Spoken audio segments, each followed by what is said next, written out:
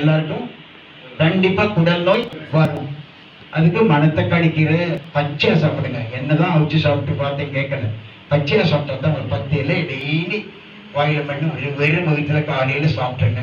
Coffee tea 2 மணி நேரம் 2 சாப்பிடுங்க. ஒரு 10 நாள் சாப்பிட்டீங்கன்னு சரி. அமெரிக்காவிலும் கனடாவிலும் செவ்விந்தியர்கள் மத்தியில் கொஞ்சம் காலம் ஊழியம் செய்தேன். செவ்விந்தியர்கள் எனக்கு என்ன சொன்னாங்கன்னா, அவங்க சாப்பிட்றத சொன்னாங்க. ஏன்னா அந்த வியாதியால் நான் கஷ்டப்பட்டேன். அப்போ முட்டைக்கோசை வாங்கி 4ஆ வெட்டுங்க, வெட்டி வேக வைங்க. அப்புறம் புது தயிர், புளிச்ச தயிர் இல்லை, புது தயிரில் 2 மணி நேரம் ஊற வைங்க. அதை டெய்லி ஒரு கட்டியை சாப்பிடுங்க. 4 கட்டியை 4 நாளைக்கு வச்சு சாப்பிடுங்க. அப்படி 1 மாதம் சாப்பிட்டீங்கன்னா எவ்வளவு பெரிய குடல் நோயும் சரியாயிரும்னு அவங்க சொன்னாங்க.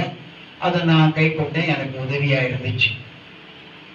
வள்ளலார் தாய் மாணவர்னுவாங்க, ராமலிங்க சுவாமிகள்ன்றாங்க வடலூர். அவர் ஒரு மருந்து கண்டுபிடிச்சார். அவர் கண்டுபிடிச்சது கரிசலாங்கண்ணி கீரை. வெள்ளை கரிசலாங்கண்ணியும் இருக்கு, மஞ்சள் கரிசலாங்கண்ணியும் இருக்கு. அது லிவர் வியாதிகளுக்கு நல்ல மருந்து. சளி பிடிக்காது, எருமல் வராது, அதுக்கு நல்ல மருந்து. அவங்க சன்மார்க்க சங்கத்தில் காஃபி குடிக்க மாட்டாங்க.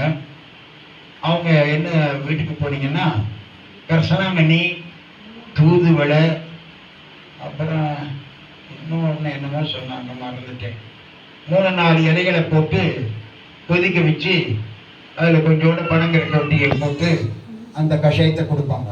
தென்னார்காடு முழுவதும் அது பிரபலியமாக இருக்கு. பழைய தென்னார்காடு, இப்போ சொன்னால் விழுப்புரம் மாவட்டம், கடலூர் மாவட்டம், வட ஆற்காடு மாவட்டத்துலேயும் ராமலிங்க சுவாமிகளுடைய செல்வாக்கு அதிகம். அதனால் இந்த கரிசலாங்கண்ணி கீரையை அவங்க வலியுறுத்தினாங்க. இங்கே அடுத்தாற்போல் ஹார்ட் அட்டாக், இங்கே ஹெச்எம் ஹார்ட் அட்டாக் வந்துருச்சு. உடனே தூக்கிட்டு ஓடணும். அவங்களுக்கும் ஒரு 65 வயசு இருக்கு.